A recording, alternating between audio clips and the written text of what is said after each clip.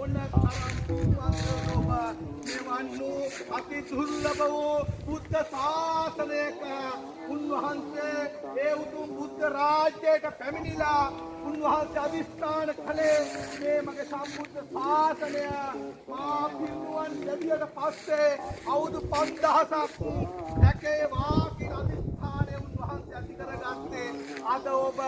උන්වහන්සේ සාරා සංඛ්‍ය කල්ප ලක්ෂයක් අප්‍රමාණ දුක් විඳලා මේ ශාසනය පිහිටුවේ සංසාරේ සතර අපාය මහ ගෙදර කරමින් යන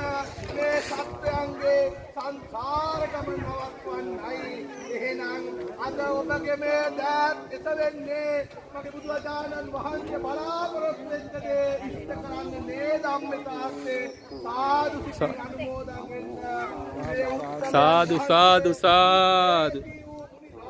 වහන්සේගේ සිතුවිල්ල නේද මේ